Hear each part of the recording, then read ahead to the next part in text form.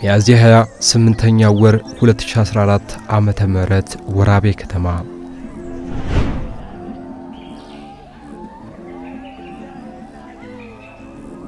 ሚያዝያ 28ኛ ወር 2014 ዓመተ ምህረት በደቡብ ክልል ውስጥ ከሚገኙ ሁለት ከተሞች መካከል አንዷ በሆነችው የስልጤ ዞን ዋና ከተማ ወራቤ ለሚኖሩ ኦርቶዶክሳውያን ቀኑ ከወትሮው የተለየ ነበር። በከተማዋ ብቸኛ የነበረው በ998 ዓመተ ምህረት የተመሰረተው የወራቤ ደብረ ኃይል ቅዱስ ሩፋኤል ቤተክርስቲያን ተቃጠለ።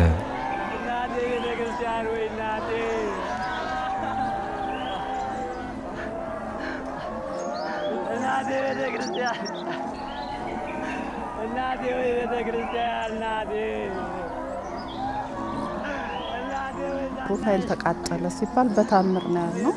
በሰዓቱ ወጣን ስናያው ከባድ ይሄ ነው ማይባል አደጋ ማለት ከቤተ ክርስቲያኑ አደጋ የበለጠ የስነ ልቦና አደጋ ደርሶብናል። ቃጠሎ ያስተናገዱት አብያተ ክርስቲያናት በዞን ደረጃ 4 ናቸው። ግን ያኛው ልጅም የሞተው ልጅ እዚች ጋር ነው። እኔ ነበርኩኝ በዛ ሰዓት ሲመቱት። ያኛውም ደግሞ የቡታጀራው ልጅም እዛ አካባቢ ነው የመቱትና የሞቱት ሁለት ልጆች። በዚህ ልክ ይሄን ጉዳት አስተናግዷል ሲባል እጅግ በጣም ከባድ ጊዜ ነበር። በየትኛውም አድባራት እየሄዱ እንደውሻ እየተሰደቡ እየተገላመጡ እየለመኑ እዚህ ደረጃ አድርሰውልናልና እውነቴን ነው። የኛ ቤት በጣም የጸዳ ነው፣ በጣም ያማረ ነው። ግን የሱ ቤት ግን ሁሌም እንደ ኩሽ ነበር ታዛ ውስጥ ነው ያለው።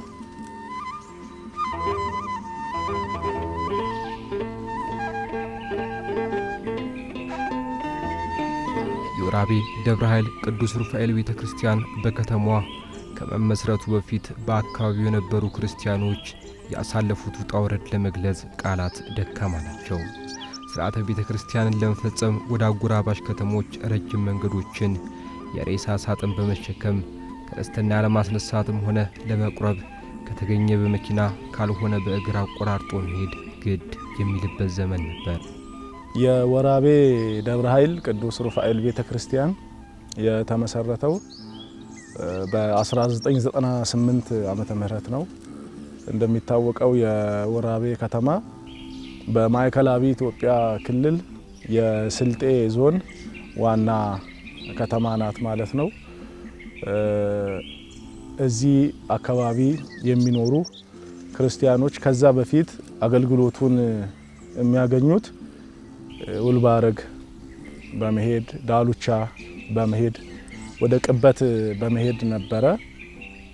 ግን በተለያዩ የመንግስት ሴክተር መስሪያ ቤቶች የሚመጡ ክርስቲያኖች እየተበራከቱ ሲሄዱ ተራ በተራ በየቤታቸው እየዞሩ ጸሎት ያደርጉ ነበር።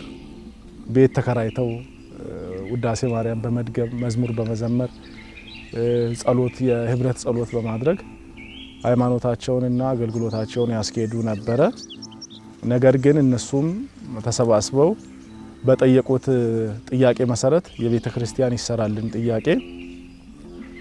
ጥያቄያቸውን የአስተዳደር አካላት በመቀበል በረከታቸው ይደርብን ቀዳማዊ ብፁዕ አቡነ መልከጼዴቅ ከዚህ ዓለም ድካም አርፈዋል። ቀዳማዊው የሀገረ ስብከቱ ሊቀ ጳጳስ በነበሩበት ወቅት በ1998 ይህንን ቦታ ተሰጥቷቸው ይህን ቦታ ምእመናን ተረክበው እንግዲህ የመልአኩ የቅዱስ ሩፋኤል መቃረቢያ መቃኛው ቤተክርስቲያን ተሰርቶ በ98 ዓመተ ምህረት ታቦተ ሕጉ ሊገባ ችሏል። በ1998 ዓመተ ምህረት ነው። ያው ከ1997 ጀምሮ እስከ 1998 ባለው ሂደት ላይ ምእመናን ተበታትነው የነበሩ ምእመናን ተሰብስቦ ባንድ ያው በተገኘ ክርስቲያን ባለበት ቦታና ተከራይቶ ይገለገል የነበረበት አጋጣሚ አለና ከዛም በኋላ ያው የህዝቡም ተነሳሽነት እግዚአብሔር ይመስገን በሁሉም ህዝብ ከዳር እስከ ዳር ባለው ህዝብ ቀናይነት በ1999 ግንቦት 12 ቀን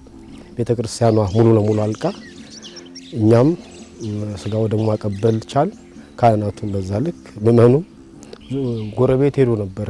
ያው ክርስትናም ቀብርም ጎረቤት አዋሳኝ በሆኑ ለምሳሌ ዳሎቻ ቅዱስ ሚካኤል ውልባራግ ይሄዱ ነበር። ያው ቀብሩም ቁርባኑም ምእመናን ያገኙ የነበሩት ማለት ነው። እንግዲህ ያን ሁሉ አገልግሎት እዚህ ደብር ላይ ወይንም ወራቤ ደብረ ኃይል ቅዱስ ሩፋኤል ቤተክርስቲያን በብፁዕ አቡነ መልከ ጼዴቅ በነበሩት ምርቃቱ ተካሂዶ አገልግሎት ይሰጥ ይችላል ማለት ነው። በዳሉቻ ከተማ ሁለት ታላላቅ አዛውንት አባቶች አሉ። መላከ ኃይል ቀሲስ አውግቾ ማሞ የወረዳ ቤተ ክህነቱ ስራ አስኪያጅና በረከታቸው ይደርብን መላከ ሳህል ቀሲስ አበበ ያው ገና አመት አልሆናቸውም ከዚህ ዓለም ድካም አርፈዋል። እነሱ ቦታውን ከተረከቡ በኋላ ምእመናን እየተሰባሰቡ ዛፍ ስር ጽናና ልብስ እጣን በሻንጣ ከዳሉቻ ይዘው በመምጣት እዚህ ቦታ ኪዳን እያደረሱ እያጠኑ ይሄዱ ነበር፣ ታቦቱ ከመግባቱ በፊት ማለት ነው። ያው አጥር ሲታጠር አንዳንድ እንደተባለው ቻሌንጆች ነበሩ። እውነት ለመናገር ከሆነ የአካባቢው ማህበረሰብ እጅግ በጣም ደግና ቅን ማህበረሰብ ነው። በዛ ውስጥም እንግዲህ አንዳንድ የሚቀላቀል ነገር ስለማይጠፋ እና ያው የነበረው ቻሌንጅ ታልፎ ያው አጥሩም ታጥሯል። ታላላቅ የሀገር ሽማግሌዎች ቦታው እንዲከበር እንዲሰራ የራሳቸውን አስተዋጽኦ በማድረግ ፈቃደኛነታቸውን ነዋሪውንም በመነጋገር ያስፈልጋል፣ አብሮ መኖር ያስፈልጋል፣ አብሮ ተከባብሮ መኖር ያስፈልጋል በሚል ያው ከዛን ጊዜ ወዲህ እስከ 2014 ዓመተ ምህረት ምንም ኮሽታ በሌለበት እጅግ በጣም በሚደነቅና በሚገርም መልኩ አገልግሎቱ ሲካሄድ ቆይቷል። እኛ ያለ ምንም ቤተክርስቲያን ወራቤ የገባ ነው። ምንም ቤተክርስቲያን ሳይኖር ምንም ማምለኪያ ቦታ ሳይኖረን ዳሉቻ ውልባረግ ክርስትና ምናስነሳ ወልደን ያው እግዚአብሔር ይመስገን እስካሁን አልሞተብንም። ሬሳ ይዘን አልተንገላታንም። ሩፋኤል እስኪመጣም ድረስ ምን አሁንም ቢሆን የዚህ ከተማ ነዋሪ እስካሁን የሞተብን ነገር የለም። እግዚአብሔር የተመሰገነ ይሁን። ግን አሁን እኛ አንድም ሁለት ልጅ ግማሻችን ውልባረግ ግማሻችን ዳሉቻ ነው ክርስትና ምናስነሳ የነበረው። ክርስትና አስነስተን ደግሞ ያው ህፃን ልጅ 3 ጊዜ መቁረብ ያለበትም አሟልተን አናቆርብም ነበር። ለምን ወይ ሄደን ካላደርና ጧት ተነስተን በመንግስት መኪና ሄደን ማቁረብ አንችልም፣ አንደርስም ነበር ለቅዳሴው። ያ ሁሉ የመከራና የስደት ዘመን ከዛፍ ጥላ ስር በድብቆሽ የክርስቶስን ስም ለማመስገን ሲከፈል የነበረው የሰቀቀን ዋጋ ቀን ደርሶለት የደብረ ኃይል ቅዱስ ሩፋኤል ቤተክርስቲያን ከዚህ ሁሉ መከራና ትግል በኋላ በሚታየው መልኩ ተተከለ።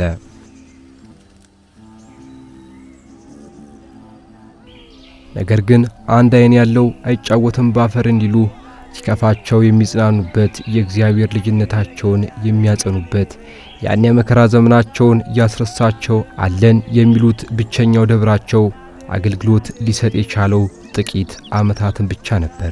በ2014 ዓመተ ምህረት በተነሳ ችግር ሳቢያ ያቁጭትና ልህ የወለደው ማመስገኛቸው የእሳት ራት ሆነ። 2 ኦርቶዶክሳዊ ምእመናን ከቃጠሎ ጋር ተይዞ ሰማዕት ሆኑ። እንዳልነው ከ1998 ዓመተ ምህረት ጀምሮ እስከ 2014 ዓመተ ምህረት ድረስ በሰላም አገልግሎቱ እየቀጠለ ነበረ። 2014 ዓመተ ምህረት ግን ሚያዝያ 20 ቀን ጎንደር አካባቢ የእስልምና እምነት ተከታዮች ተጽዕኖ ደርሶባቸዋል። ስለዚህ ድምጽ እንሆናቸዋለን በሚል ሰልፍ ነው የተወጣው። ሰላማዊ ሰልፍ ተወጥቶ ሰልፉ እንዳጋጣሚ ወደ አመጽ ተቀየረ። ሰልፉ ወደ አመጽ ተቀየረና ያው ባልታሰበበት ሁኔታ ይህ ቤተክርስቲያን ሊቃጠል ችሏል ማለት ነው። በነገራችን ላይ ቃጠሎ ያስተናገዱት አብያተ ክርስቲያናት በዞን ደረጃ 4 ናቸው። 4 አብያተ ክርስቲያናት ቃጠሎን አስተናግደዋል። ያው የመጀመሪያው ወራቤ ደብረ ኃይል ቅዱስ ሩፋኤል ነው። ሁለተኛው ቂልጦ ፍኖተ ሎዛ ቅድስት ድንግል ማርያም ናት። ሶስተኛው እዚህ ዓለም ገበያ ሳንኩራ አካባቢ ወጣ ብሎ የሚገኝ ጀጀቢቾ አቡነ ገብረ ክርስቶስ ነው። አራተኛው ደግሞ ሳንኩራ ከተማ ውስጥ ያለ ንቡ ገብርኤል ነው። ከተጎጆች አንዱ አካል እኔ ነኝ። አጋጣሚ ልጆች ከትምህርት ቤት ሰላማዊ ሰልፍ ውጡ ተብሎ ሃይ ስኩል ትምህርት ቤት ቀጥታ ልጆቻችን ወደዚህ መጣዋል። ሲመጡ ቤተክርስቲያን ተቃጠለ ተብሎ ከዳሉቻ ተደወለልን። እኛ አሁን ቤታችን እዚያ ተራራዋ ላይ ናት፣ ግን አላየንም አልሰማንም ነበረ። አጋጣሚ እሷ እህቴ ናት። እሷ እህቴ ጋር ቁጭ ብለን ቡና እየጠጣን የፋሲካ 3ኛ ቀን ነው። ዳሉቻ ስልክ ተደውሎ ለጀጋ አንደኛዋ ልጀጋ ሩፋኤል ተቃጠለ ሲባል በታምር ነው ያልነው። በሰዓቱ ወጣን ስናይ አዎ ከባድ ይሄ ነው ማይባል አደጋ ማለት ከቤተ ክርስቲያኑ አደጋ የበለጠ የስነ ልቦና አደጋ ደርሶብናል። እኛ ከባዱ እሱ ነው። ቤተ ክርስቲያኑ ታነጸ፣ እኛ ስነ ልቦና ግን አልታነጸም፣ ገና ነው። ሲቃጠል መጀመሪያ እኛ ተዳሉቻ ነው የተደወለልን እና መሰላል አርገው ነው እንትኑን ያወረዱት ጉልላቱን። ተተቃጠለ በኋላ ነው መጨረሻ ላይ ነው የተቃጠለው። መቃጠሉ ግን ሲፈርስ መጀመሪያ ገብተው ነው ያፈረሱት እና ጀነሬተር እዛ ጋር ነበር። እሱም ሲቃጠል ዝም ብሎ እንደ ጋዝ የለም እንደ ጋዝ ቦግ ቦግ ነበር የሚሉት። እኛ ሩጠን ስንመጣ መቋሚያ ምናምን ነው ያወጣ ነው መጀመሪያ የተሰባበረው። ተዛም በኋላ ነው ያ ሁላ ድርጊት የተደረገው። 10 ሰዓት ላይ ነው ልክ ነው 9 ሰዓት ከምናምን ነው ያ የተደረገው። ግን ህዝቡ ሲታይ በዛ ሰዓት ህዝብ የሚተርፍ አልመሰለንም ነበር በዛ ሰዓት። ግን ያኛው ልጅም የሞተው ልጅ እዚች ጋር ነው እኔ ነበርኩኝ በዛ ሰዓት ሲመቱት። ያኛውም ደግሞ የቡታጀራው ልጅም እዛ አካባቢ ነው የመቱትና የሞቱት ሁለቱ ልጆች። ያው ጎንደር ተከሰተ በተባለው ነገር ነው ያ ነገር እዚህ ተከሰተው። በርግጥ ሁሉም አልነበረም። ሲመቱንም የሚገላግለንም ነበረ። ጎትተው ከዚያ አውጥተው ቤታቸው አሳርፈው ልጆቻችን ተፈንክተው ልጆቻችንን እንደገና አውጥተው ቤታቸው ደብቀው ግርግሩ ሲያበርድ ሐኪም ቤት ወስደው አሳክመው ወደ ቤት የመለሱልንም ወንድሞቻችን፣ እናቶቻችን፣ እህቶቻችን አሉ። ሌላው ቁስለኛ ነው። አንደኛ ቁስለኛ እሷ ናት። እኔ እንደውም አልመቱኝም ማለት እችላለሁ። አንዴ ነው የመቱኝ እኔ ሳገላግል።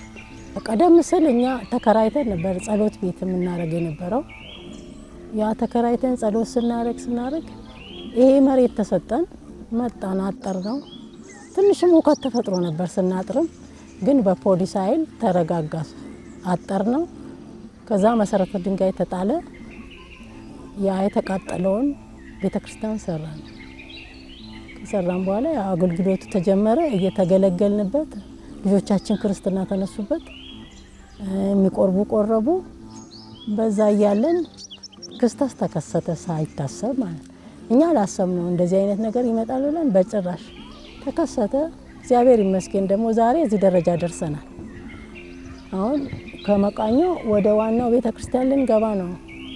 መቃኞዋን የተቃጠለችውን አንስተን እንደገና ቆርቆሮ በቆርቆሮ ሰርተን እየተገለገልንበት ነው ያለነው። ልጆቻችንም ይቆርባሉ። እኛም እንግዲህ እግዚአብሔር ወደዛ እንትን ካለ ከፈቀደልን የእግዚአብሔር ፍቃድ ከሆነ እንቆርባለን።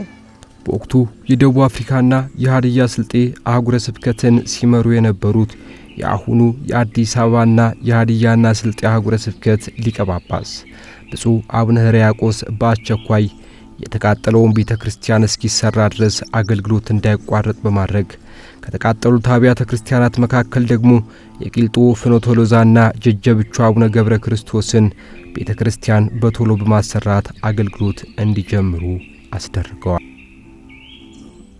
ጥቃቱ የተጀመረው ሚያዝያ 20 ቀን ነው በኢትዮጵያ የዘመን ቀመር። የተጀመረውም ከወራቤ ቅዱስ ሩፋኤል ደብረ ኃይል ቅዱስ ሩፋኤል ቤተክርስቲያን ነው። እንደሚታወቀው ከ14 ዓመት በላይ አገልግሎት ሲሰጥ የቆየ የከተማው ብቸኛ ቤተክርስቲያን ነው። እዛ ከተማ ላይ ሌላ ቤተክርስቲያን የለም። የከተማው ነዋሪ ምእመንም የግቢ ጉባኤ ዩኒቨርሲቲ ተማሪዎችም የሚገለገሉበት የሚጠቀሙበት ይሄንኑ ቤተክርስቲያን ነውና መጀመሪያ ጥቃት የደረሰው እዚህ ቤተክርስቲያን ላይ ነው። የማፍረስና ንዋያተ ቅዱሳቱን የማቃጠል ስራ ከሰሩ በኋላ ነው መጨረሻ ላይ ቤተ መቅደሱን ሙሉ በሙሉ በእሳት ያነደዱት። በዛም ሳይበቃ በጣም ትልቅ የሰንበት ትምህርት ቤት አዳራሽ ነበር በግቢ ውስጥ፣ እሱም ተቃጥሏል። የግቢ ጉባኤ ተማሪዎች መማሪያ አዳራሽ ተቃጥሏል። የሰበካ ጉባኤ መሰብሰቢያ ቢሮዎች ተቃጥለዋል። እንዲሁም ደግሞ የካህናት የአባቶች የአስተዳዳሪ ማረፊያ ቤት ተቃጥሏል። በመጨረሻም የወረዳ ቤተ ክህነቱን ቢሮ እዛው ግቢ ነው የነበረው። እንግዲህ ሁሉ ሲቃጠል ቤቱ ብቻውን አይደለም፣ ውስጡ የተለያዩ እቃዎች አሉ፣ ላፕቶፖች፣ ኮምፒውተሮች አሉ፣ ሙሉ የሀገረ ስብከቱ ፋይል አለ። ቤተክርስቲያን ሲቃጠል አንድም የወጣ ነገር የለም። ሙሉ ንዋያተ ቅድሳቱ፣ ልብሰ ተክህኖ፣ ጸናጽሉ፣ መቋሚያው ሳይቀር ሙሉ በሙሉ ነው የነደደው።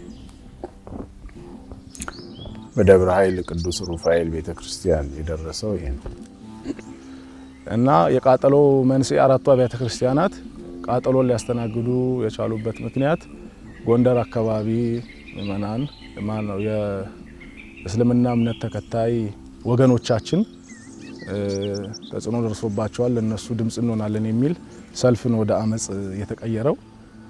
በዛ ላይ ነው እንግዲህ ይህንን ጉዳት ያስተናገደችው ቤተክርስቲያናችን። ያው ጉዳቱ ቃጠሎ ብቻ አይደለም፣ ሰማዕታትንም አፍርተንበታል።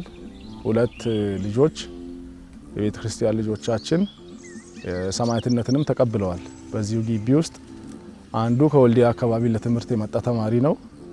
አንዱ ደግሞ እዚሁ በስራ የሚተዳደር የአንድ የሴት ልጅ አባት ነው። ገና አራስ ልጅ ቤት ውስጥ ባለችበት ሁኔታ ነው እንግዲህ ሰማዕትነትን ሊቀበሉ የቻሉት። ይህ ቦታ እንግዲህ በዚህ ዘመን ሰማዕታትንም ያፈራ ትልቅ የበረከት ቦታ ነው ማለት ነው። ንዋየ ቅድሳትና ቤተክርስቲያኑ ሙሉ በሙሉ ሲወድም የቃል ኪዳን ታቦታት ብቻ ነው ማትረፍ የተቻለው። በቦታውም የነበሩ ካህናት እጅግ በጣም ጠንካሮች በመሆናቸው አሁንም ድረስ ያው ቃጠለው እንዳይካሄድ ያቅማቸውን ለመመከት ሞከሩ። ነገር ግን ገፍቶ ቤተክርስቲያን እሳት እንደያዛት ሲያዩ የቃል ኪዳን ታቦታትን ነው ያሸሹት። የመላእክት አለቃ ቅዱስ ሩፋኤልና የእናታችን የቅድስት ኪዳነ ምህረት የቃል ኪዳን ታቦታት ብቻ ሲተርፉ ሌላው ቤተክርስቲያኑ ከነንዋየ ቅድሳቱ ሙሉ በሙሉ የእሳት ቃጠሎን ሊያስተናግድ ችሏል ማለት ነው። ክርስቲያናዊ ሕይወትን የተመሰከረበት ሰማዕትነት የታየበት የክርስቲያን ጥንካሬ በይበልጥ ጎልቶ የታየበት ጊዜ ነው ብለን ምናምነው ያን ጊዜ። ስለዚህ በዛ ልክ ግን እግዚአብሔር ደግሞ ያንን ለመተካት በሀገረ ስብከቱ መልካም ፍቃድ እንዲሁ መልካም አባቶች ፊት ለፊት በማስቀመጥ አሁን በምናየው ደረጃ እዚህ ደርሷል። አይዟችሁ የሚሉን ታመን የሚጠይቁን ሐኪም ቤት ወስደው ያሳከሙን መኪና ኮንትራት አምጥተው እኔ በቤቴ እሷና እኔ ብቻ ነው የነበርነው። ሁሉም አብዛኛው ሰው ወጥቷል። እኔም ልጆቼ ግማሹ አዲስ አበባ ሄዱ፣ ግማሹ ሳና ላኩኝ። ማለት እኔ ሩጫ ማምለጥ እንኳን አልችልም ነበር። ከወገብ በታች እንደ ፓራላይዝ ነበር የሆነውትና አጠገብ ያሉ ጎረቤቶቼ ልጆቼ ይዘን እንሄዳለን ሲሉ በፍጹም የሚመጣው አካል እኔን መጥቶ እኔን ገሎ ከዛ በተርፋ አንቺን ሊገልሽ ይችላል እኔ እያለሁ ግን በታምር ብለው እኒው ማህበረሰቦች ናቸው አትርፈው አስታመው መኪና አምጥተው ሆስፒታል አድርሰው አስታመው ለዚህ ደረጃ ቁመን እንድንናገር ምስክርነት እንድንሰጥም ያደረሱን ማለት ነውና ያ ነገር ያው የሰይጣን ስራ ነው ብዬ ነው ማምነው። የማህበረሰቡ ችግር ነው ማለትም አልችልም። ሰይጣን በሰዓቱ የሚፈልገው ነገር ነበረ፣ ያን ነገር አሳክቶ ሄዷል፣ አልፏል ያ ነገር።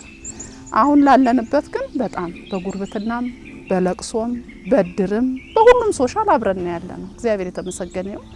ያሉት ምእመናን እውነት ለመናገር ከሆነ ያ ጊዜ ከባድ ጊዜ ነው ለነሱ ማለት ነው። ምክንያቱም ቤተክርስቲያን ሰው ይበልጥ እንደ አንድ ክርስቲያን ስናይ በቃ ቤተክርስቲያን ከህይወቱ በላይ ቦታ የሚሰጣት ከራሱ በላይ የሚጠብቃት በቃ ለአንድ ክርስቲያን ቤተክርስቲያን ማለት ደካማ ጎን በቃ ደካማ ጎኑ ነው። ማንም ክርስቲያን በቤተክርስቲያን አይደራደርም። ግን በዚህ ልክ ውስጡ አስገብቶ ከራሱ በላይ የሚወዳት ቤተክርስቲያን እሳት ሲወርሳትና እሳት ሲበላት ተመልክቶ እውነት አይከፋው ማለት እጅግ በጣም ከባድ ነው። ያሉ ምእመናንም ሲናገሩ እጅግ በጣም ጨለማ ጊዜ ነበር ለነሱ ማለት ነው። ምክንያቱም በአስቸኳይ አባታችን መተው አረጋግተው መቃኞ ተሰርቶ እስኪገባ ድረስ ያለው ጊዜ ልጆችን ለማቁረብ መናሪያ ሄዶ ተሳፍሮ ወደ ሌላ ወደ አጎራባች ከተማዎች መሄድ በቃ ወደዚህ አካባቢ መጥቶ ያለውን ሁኔታ ሲመለከቱ እንግዳ መዳፍሰው ዛፎች ተቆራርጠው እነዛ ደስታቸውን መተው እግዚአብሔርን የሚያመሰግኑበት ሲከፋቸው ደግሞ መተው የሚጸልዩበት የሚጽናኑበት ቤታቸው በዚህ ልክ ይሄን ጉዳት አስተናግዷል ሲባል እጅግ በጣም ከባድ ጊዜ ነበር። ግን ያው መንፈስ ቅዱስ ደግሞ አጽናኝ አይደለ? ምእመናን ዛሬ ላይ ስናያቸው ተጽናንተዋል። ያው አገልግሎቱ ሲጀመር ተጽናንተው ደግሞ ተመስገን ቢለው በዚህ ምድር ስንኖር ደጉን ብቻ አይደለም የምንቀበለው ማለት ነው። እውነት ነው፣ ክርስትና በመገፋት ውስጥ ነው የሚሄደው። መከራን ሳይቀበሉ ጸጋን መቀበል አይቻልምና ጸጋ በቀበያ መንገዱ ደግሞ መከራ ስለሆነ በመጠላት ውስጥ ስለሆነ በመገፋት ውስጥ ስለሆነ በመገረፍ በመገደል ውስጥ ስለሆነ ይህንን ደግሞ የገባው ምእመን ስለሆነ እዚህ ያለው ክርስትና በህይወት ተመንዝሮ በህይወት የሚኖርበት ቦታ ነው። በነገራችን ላይ ወራቤ በቃ ክርስትና በህይወት ወርዶ የሚታይበት ህይወት ስለሆነ መጽናናታቸው አሁን ነው። ህንጻ ቤተ ክርስቲያኑ ሲገነባ እዚህ ደረጃ ሲደርስ እያማረበት ሲሄዱ ያን ጊዜ እንደውም እሰይ ለበጎ ነው ለካ እንኳንም አለቀስን እንኳንም ከፋን እንኳንም አስተናገድን ይሄንን ወደ ማለት ደረጃ ላይ መጥተዋል አሁን ማለት ነው። 12 ሰዓት ባለው ከሌሊቱ በአራተኛው ክፍል ውሃው ወደ ታንኳ እየገባ ታንኳን ሊያሰምጥባቸው ደርሶ ሲጨነቁ በጭንቀታቸው ሰዓት ያስጨነቃቸውን ማዕበል እየረገጠ እነሱ በታንኳ እየቀዘፉ እየተጨነቁ ሲሮጡ የነበሩበትን ባህር ጌታችን አምላካችን መድኃኒታችን ኢየሱስ ክርስቶስ በአምላካዊ ስልጣኑ እየረገጠ መጥቶ ለሐዋርያት ነው አትጨነቁ አይዟችሁ ብሎ የተናገራቸው ማለት ነው። አካባቢው ላይ የሌላ እምነት ተከታዮች ቁጥር ከፍተኛ በሆነበት በዚህ ስፍራ የመከራ ጊዜ አልፎ ለጊዜነት ከተሰራችሁ መቃረቢያ ቃል እግዚአብሔርን ካውደ ምሕረቱ በተመስጦ የሚያዳምጡ ብዙዎችን መመልከት የክርስትና መንገድ ወድቆ መነሳት መሆኑን ያስመለክታል።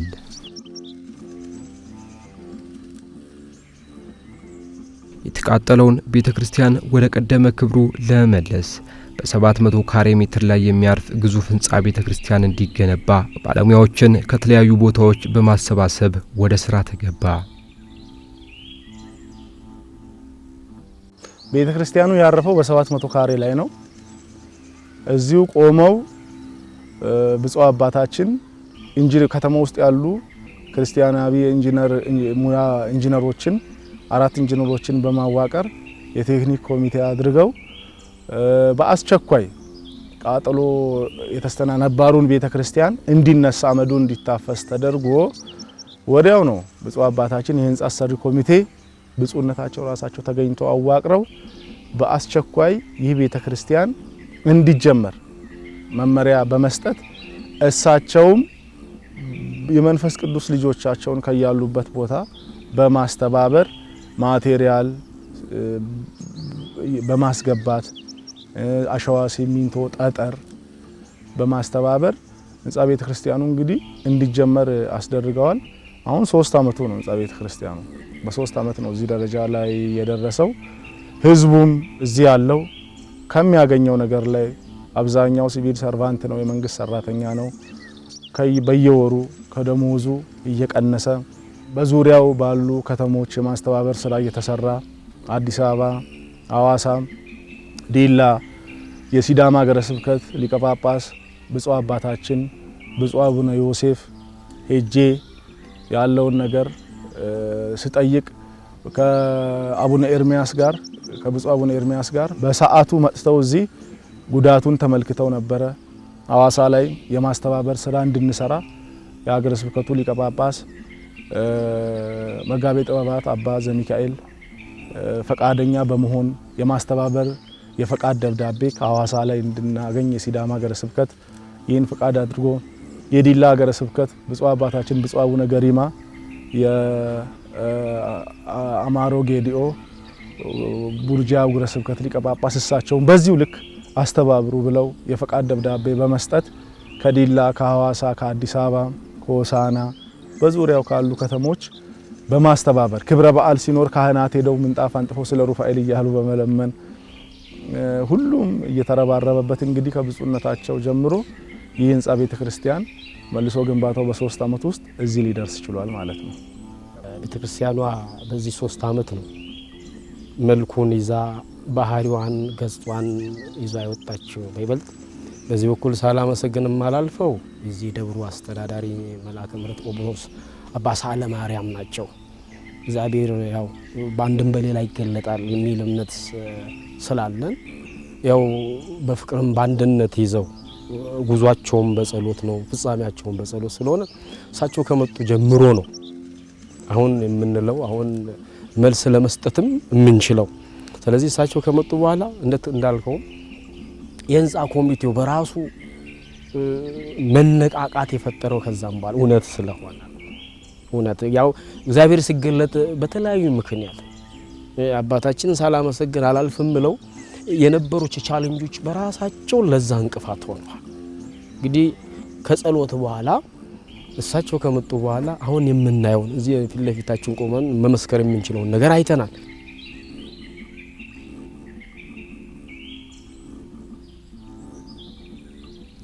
ዛሬ ላይ ይህ ቤተክርስቲያን ቀድሞ ከተቃጠለው በላይ ያማረ የኪነ ህንጻ ውበትን ይዞ እንዲገነባ ተደርጓል። ትላንት ላይ መለስ በሚመስል መልኩ ወደ አመድነት የተቀየረው የወራቤ ብቸኛው ቤተክርስቲያን የታሪክ ገጽ አዲስ ተስፋን አዲስ ምዕራፍን ከዘመን ቁጭትና ላይደርቅ ከፈሰሰ እንባ እያደር ከሚያመረቅዝ ቁስላቸው ጋር እየታገሉ ለፍጻሜ ለማብቃት ጥቂት ቀርቷቸዋል።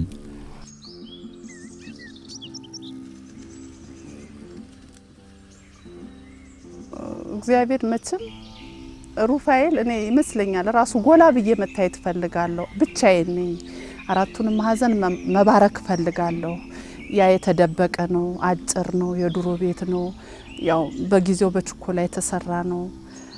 ብዙም ጎላ ብሎ አይታይም ነበር። ግን ሩፋኤል ደግሞ ያው አያልነቴን ላስመስክር፣ ታላቅነቴን ልናገር። አሁን በአራቱም ማዕዘን ብንሄድ፣ በኩተሬም ብንሄድ፣ በዳሎቻም ብንሄድ፣ በውልባረግም ብንሄድ፣ በቡታጀራም ብንሄድ አራቱም ማዕዘን ላይ መንገድ ላይ እንደ ኮከብ እያበራ ነው የሚታየን። እግዚአብሔር ክብሩ ይስፋ ለሱ ይሁን። አሁን በመሰራቱ ደግሞ እዚህ ደረጃ በመድረሱ ደግሞ እንግዲህ ሲኖዶስ ወይም ህዝበ ክርስቲያኑ በዓለም ላይ ያሉ ሁሉ ክርስቲያን በቃ እጃቸውን ይዘርጉልን ነው የምንለው። አንደኛ ያለው ቤተክርስቲያን እውነቴን ነው የኛ ቤት በጣም የጸዳ ነው፣ በጣም ያማረ ነው። ግን የሱ ቤት ግን ሁሌም እንደ ኩሽና በታዛ ውስጥ ነው ያለው እና ሁሉም ሰው እጁን ይዘርጋልንና ፍጻሜውን ያሳዩን። እኔ ከብዳል አሁንም እየታየ ነው። የአባታችንን እድሜ ይስጥልን በሳቸው ብርታት ባጭር ጊዜ 4 አመት አሞላው ይሄ ቤተክርስቲያን እዚህ ለመድረስ ከሀገር ውስጥም ከሀገር ውጭም በአዲስ አበባም በሆሳናም በሐዋሳም በየትኛውም አድባራት እየሄዱ እንደ ውሻ እየተሰደቡ እየተገላመጡ እየለመኑ እዚህ ደረጃ አድርሰውልናልና እንግዲህ ከላይ ያለው አገረ ስብከቱ እስኪ አይቶ ቶሎ ያድርስልን፣ ፍጻሜውን ያሳምሩልን። እሳቸውም ደከሙብን ሲዞሩ ሲንከራተቱና በቃ ለምርቃቱ ቶሎ ይድረስልን ብዬ ለሀገረ ስብከቱ መልእክቴን አስተላልፋለሁ። ትልቁ የምእመኑ መጽናናት ትልቁ ደስታ ህንጻ ቤተክርስቲያኑ ተጠናቆ ታቦተ ሕጉ ወደዚህ ወደ ተዘጋጀለት ወደ ተሰራው ህንጻ ሲገባ ማየት ነው። እውነት ለመናገር ከሆነ አሁን ያለበት ሁኔታ ምቹ አይደለም። መቃኛዋ የሰንበት ትምህርት ቤት አዳራሽ ነበረች፣ ጠባብ ነች። እውነት ለመናገር ከሆነ አገልግሎት ማህሌት ሲቆም እንደሚታወቀው ወራቤ ዩኒቨርሲቲ አለ። ይበልጥ በዚህ በትምህርት ወቅት ከመስከረም እስከ ሰኔ ድረስ ተማሪው ይመጣል፣ ማህሌት ሲኖር ይመጣል፣ ቅዳሴ ማስቀደስ ይፈልጋል። ማህበረሰቡ ደግሞ ቅድሚያ ለተማሪው ነው የሚሰጠው። ምክንያቱም ከተለያየ ቦታ በምቹ ሁኔታ ከሚገለገልበት ቦታ ስለሆነ የሚመጡት ውስጥ ገብተው እነሱ ማህሌት እንዲቆሙና ውስጥ ገብተው እንዲያስቀድሱ ይፈቅድና የአካባቢው ማህበረሰብ ውጪ ነው የሚቆመው ማለት ነው። ስለዚህ ውጪ ደግሞ ሲሆን ውርጩ፣ ክረምት ሲሆን ዝናቡ የተለያየ ነገር ስላለው ሰው ቤተክርስቲያን መምጣት ማህሌት መቆም ማስቀደስ እየፈለገ ከቤተክርስቲያኗ ጥበት አንፃር ላይመጣ ይችላል ማለት ነው። ጠዋት ቅዳሴው ገፋ ካለ በኋላ ይመጣልና ይህ የቃል ኪዳን ታቦታት እዛ እንዲገቡ የህዝባችን መጽናናት ነው። ያ እንዲሆን ደግሞ የሚያስፈልጉ መሰረታዊ ነገሮች አሉ። እንደተባለው አሁን ኮርኒሱን ነው የሚጠብቀው። ኮርኒስ ከተመታ በኋላ ከበድ የሚሉት የሚያስፈልጉ ነገሮች አሁን የበረንዳ ዙሪያ ግራናይት የሚባላል የሚነጠፍ ማለት ነው። አሁን እሱ ዙሪያውን የአውደ ምሕረቱን እና የደረጃውን ብቻ 3 ሚሊዮን ብር ይፈልጋል። አሁን በካሬ እስከ 15000 ብር የሚሰጥ ግራናይት አለ የሚሸጥ። ግን አሁን ግን ከአቅም አንፃር አስተባብረን ስለሆነ ለምነን ስለሆነ ገና እሱንም የምናስኬደው በካሬ 6000 ብር ነው አንድ ካሬ ግራናይት ማለት ነው። ስለዚህ ያ እስከ 3 ሚሊዮን ብር ይፈልጋል። አሁን እንደሚታወቀው ቤተክርስቲያኑ ግድግዳው ብሪክስ ነው ጡብ ማለት ነው። ያ ባርኒሽ ይፈልጋል። ባርኒሽ ይቀባል። እሱ ያስፈልገናል። የመስኮቶቹ መስታወት አለ። ዙሪያ ቤተክርስቲያኑን የሚታጠር RHS ብረት ያስፈልጋል።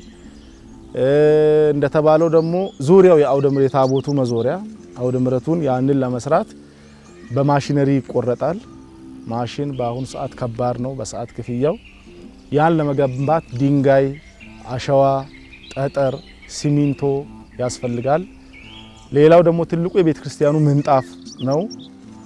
እሱም ገና ያልተያዘ ነው። እስከ 2 ሚሊዮን ብር ይፈልጋል። ሌላው የቅዱሳት ስዕላት ስራ የቅዱስ ስዕል አድኖ ይሳላል ቤተ ክርስቲያኑና እሱ አሁን ወደ 750 ካሬ ነው። ውል እንግዲህ ገብተናል። ዞሮ ያው ምእመናን ጆሮ ከደረሰ ምእመናን ከሰሙት ያስፈጽሙታል ብለን አንድ ካሬ በ5500 ብር ነው። ወደ 750 ካሬ ነው። ወደ 4 ሚሊዮን 200 ብር ነው። ይሄን ቤተ ክርስቲያን ለማስፈጸም የሚያስፈልገን አሁን ቴክኒክ ኮሚቴ ያወጣው የዋጋ ኳንቲቲ 13 ሚሊዮን ብር ይፈልጋል። ቤተ ክርስቲያኑን ብቻ ቀሪ በቃ ቤተ ክርስቲያኑን ለመጨረስ እስከ ምንጣፍ ድረስ እስከ ስዕል መለጠፍ ድረስ ቤተ ክርስቲያኑን ለማጠናቀቅ እንግዲህ ሰኔ 13 አሁን ያለን 11 ወር ነው። ሐምሌ ወር ላይ ነው ያለነው። ይሄን ብር ሁሉም ሰው ተሯሩጦ ይህ ድምጽ የሚሰማው ሁሉ በሀገርና በዓለም ዙሪያ ያሉ ክርስቶሳውያን ወገኖቻችን ኢትዮጵያውያንና ኤርትራውያን እቺን ከተረባረብናት ላትከብደን ስለምትችል የወራቤ ደብረ ኃይል ቅዱስ ሩፋኤል ቤተክርስቲያን ተፈጽሞ ለማየት ቤተክርስቲያኑን ለማስጨረስ እስከ 13 ሚሊዮን ብር ያስፈልጋል። ሌላው ደግሞ ትልቁ አጥር ነው ማለት ነው። ቤተክርስቲያኑ ዙሪያው በሽቦ አጥር ነው እስካሁን ድረስ ያለው 20 ዓመት የቆየ ቤተክርስቲያን አጥሩ ሽቦ ነው። ስለዚህ ይህንን ደግሞ ዙሪያውን ለማጠር እንግዲህ ቢያንስ የግንባታ ድንጋይ ያስፈልጋል። አሸዋ፣ ጠጠር፣ ብረት ያስፈልጋል ፌሮ ማለት ነው። ይህ ደግሞ እስከ 12 ሚሊዮን 800 ሺህ ብር ነው ኳንቲቲ ዋጋ ይወጣለት። በአጠቃላይ ወራቤ ሩፋኤልን ህንጻውን ለማስጨረስና አጥሩን ለማጠር ወደ 26 ሚሊዮን ብር ይፈልጋል ማለት ነው። በወራቤ ከተማ የሚገኙ ኦርቶዶክሳውያን በአሁኑ ሰዓት እየተገለገሉ የሚገኙባት መቃኞ ጠባብ ከመሆኗ የተነሳ ስርዓተ ቅዳሴን ሳይሳተፉ የሚመለሱ ብዙዎች ናቸው። በውጭ ያለው ዝናብና ፀሐይ ተራ በተራ ይፈራረቅባቸዋል። ይህም የሆነው አሁን አገልግሎት እየሰጠች ያለችው መቃኞ ጠባብ መሆኗን ተከትሎ ነው።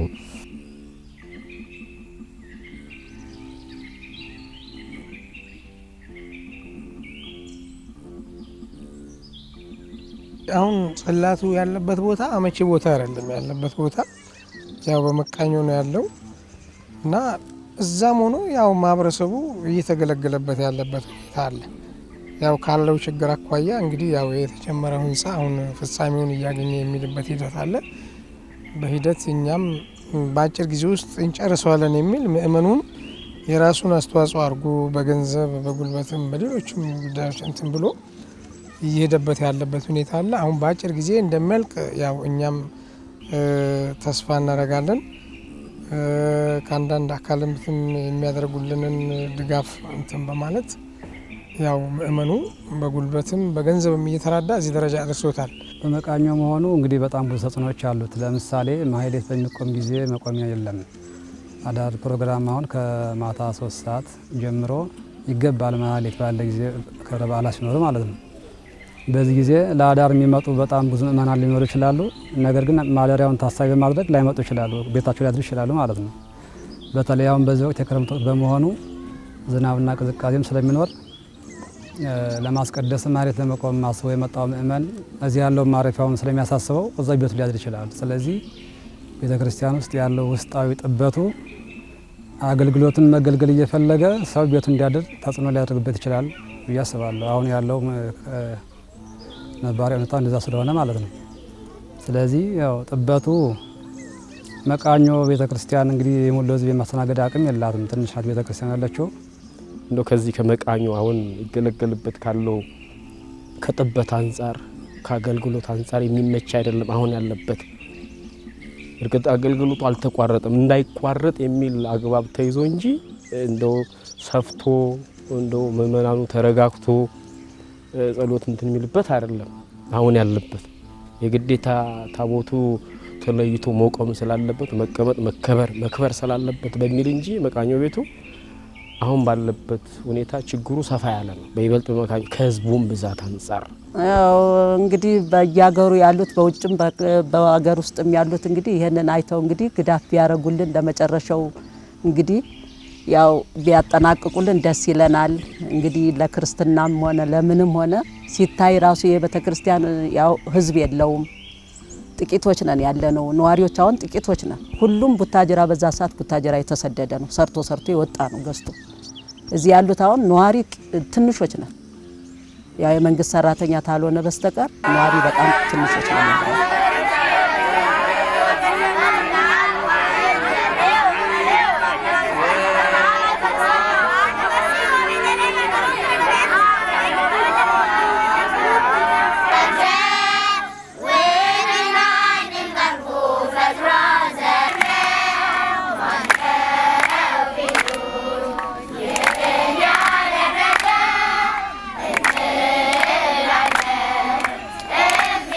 ቅድስት ቤተክርስቲያንን ቀጣይነት የሚያረጋግጡ የወራቤ ደብረ ኃይል ቅዱስ ሩፋኤል ቤተክርስቲያንና ኦርቶዶክሳዊ ማህበረሰቦች ተስፋ የጣሉባቸው የአብነትና የሰንበት ትምህርት ቤት ተማሪዎች ምቹ ባልሆነ የመማሪያ ማስተማሪያ ስነ ምህዳር እየተማሩ ነው።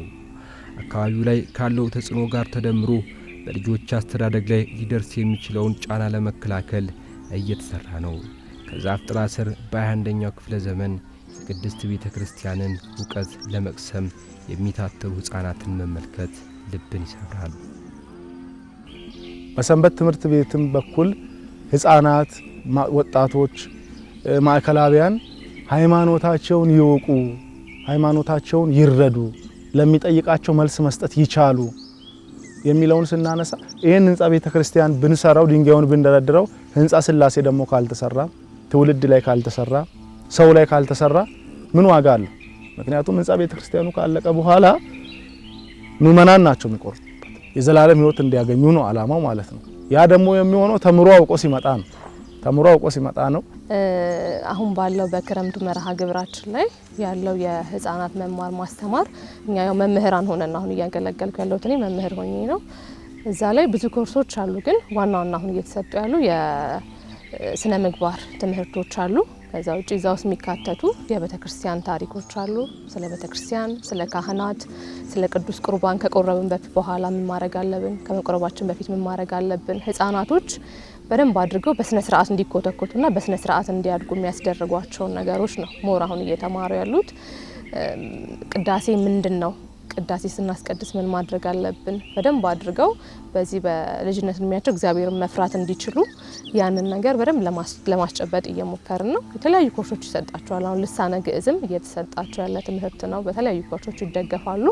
እና ዋናው ነገር ግን በክርስቲያናዊ ስነ ምግባር የምንለውን ማንነትን ይዘው እንዲያድጉ ነው ትልቁ ፍላጎታችን። እንዳልነው ደግሞ እዚህ የወራቤ ቅዱስ ሩፋኤል ቤተክርስቲያን ብቸኛው ቤተክርስቲያን ስለሆነ ሌላ ቤተክርስቲያን የለም። ልጆች የሚጫወቱበት ክርስቲያናዊ ቦታ የለም። ለክርስቲያን የሚመች ቦታ የለም። ስለዚህ ሊውሉ የሚችሉት ከሌላ እምነት ጋር ነው ሊሆኑ የሚችሉት። ስለዚህ ወደዛ የመወሰድ እድላቸው በጣም ሰፊ ነው። በቀልድም ሊሆን ይችላል፣ በጨዋታም ሊሄዱ ይችላሉና ለዚህ በጣም ጠቀሜታ አለው ናቸው። ስለዚህ በዚህ ከተማ ውስጥ የሚኖሩ ከ5 ከ6 ዓመት ጀምሮ ወንዶችም ይሁኑ ሴቶች ልጆች የአብነት ትምህርት እንዲከታተሉ ሴቷ ልጅ ተምራ ዳዊት ደጋሚ ብትሆን ውዳሴ ማርያም ደጋሚ ብትሆን ጠንቅቃ ብታቅ ቅዳሴውን ብትማረው ቆንጆ ተስጦ መላሽ ትሆናለች። ቅኔ ብታቅ ግዕዝ ብታቅ በቤተ ክርስቲያናችን ቋንቋ በምትችለው ቋንቋ ትደግማለች። ህፃናት ልጆች ሁሉ የአብነት ትምህርቱን ይማራሉ። በወንዶቹ በኩል መሰረታዊ ነገር ነው።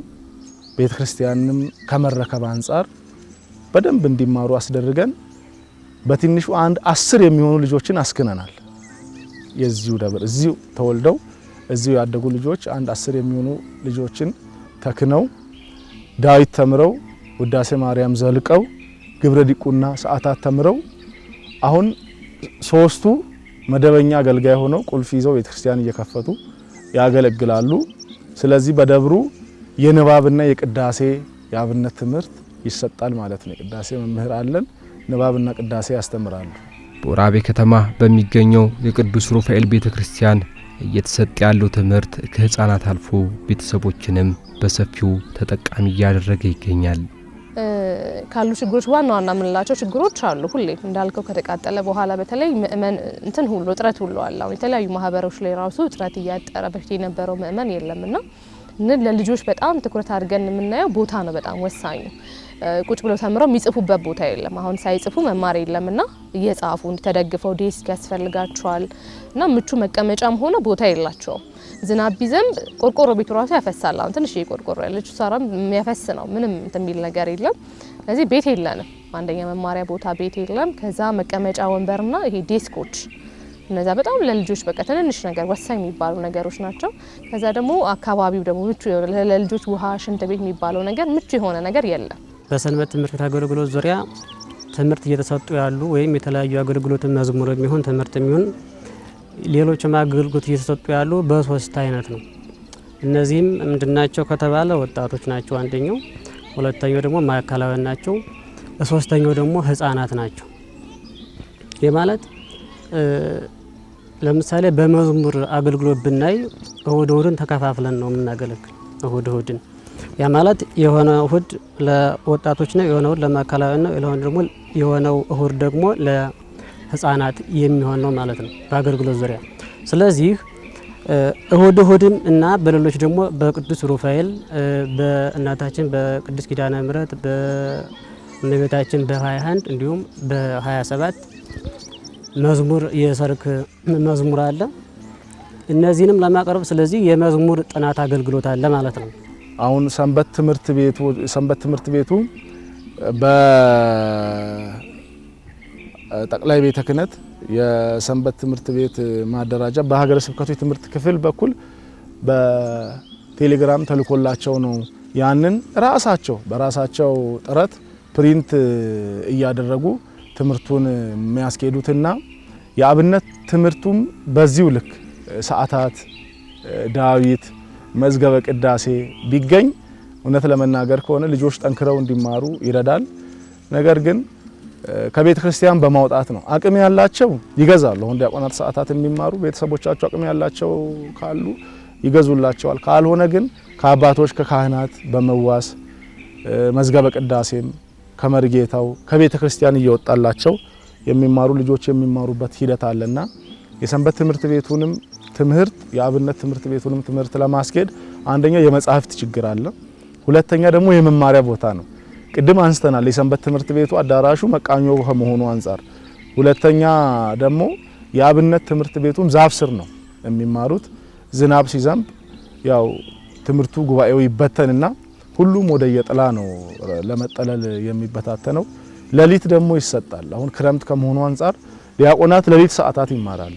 ውጪ ላይ ዛፍ ስር ሌሊት ውርጩ ብርዱ ከባድ ነው። ዝናብና ጭቃም ስላለ ግራውንድ ነው፣ ቤተክርስቲያን ግራውንድ ላይ ሄደው ነው ሌሊት ትምህርታቸውን ከ9 ሰዓት ከ10 ሰዓት ጀምሮ እስኪነጋ ድረስ ያካሂዳሉና ይሄም እንግዲህ ያሰብንበት የምንሰራው ጉዳይ ነው።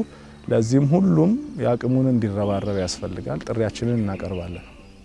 ህፃናትን በተመለከተ በተለይ ፊደላትን፣ የግዕዝ ፊደላትን፣ የግዕዝ ቁጥሮችን፣ የግዕዝ ፊደላትና ትርጉማቸውን ኤቢሲዲን እንደነዚህ ያሉትን ነገሮች በማነር ሰቅለን ለማስተማር በጣም ተቸገርነ። ቤት ስለሌለ ማለት ነው። የት ላይ እንስቀለው? የት ላይ ሊሆን ይችላል? ምናልባት አሁን ላይ እየተመካከርነ ያደረግነው ነገር ምንድነው እንዴ በብረት አዘጋጅተን ሜዳ ላይ ዝም ብሎ ተንቀሳቃሽ ባነር እናወጣዋለን ያስገባል ልክ እንደዚህ አይነት ነገር ግን አሁን ራሱ ቤት ቢኖርና ኑሮ ከቤቱ ላይ ከግድግዳው ላይ ለጥፈን ህፃናት እንደፈለጉ መማር የሚችሉበት አጋጣሚ ነበር።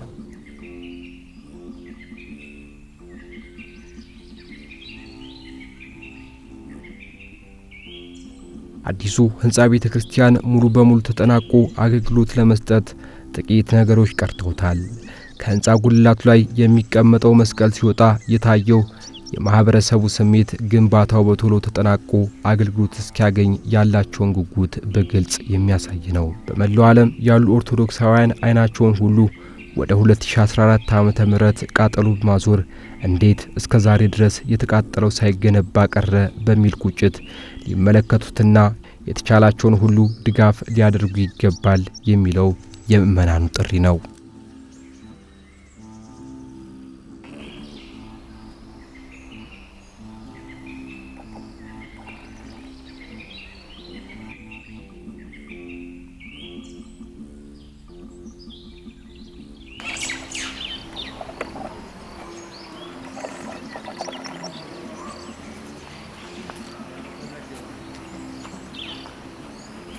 ይህንን መልእክት እየተከታተሉና እየሰሙ ያሉ በዓለም ያሉ በሀገርም ከሀገር ውጭም ያሉ ኢትዮጵያውያንና ኤርትራውያን የመንፈስ ቅዱስ ልጆቻችን ወገኖቻችን እንግዲህ የወራቤ ደብረ ኃይል ቅዱስ ሩፋኤል ቤተክርስቲያን እውነት ለመናገር ከሆነ እጅግ በጣም ስለተሰሚ ጸበሉም እጅግ በጣም ፈዋሽ ትልቅ ቦታ ነው።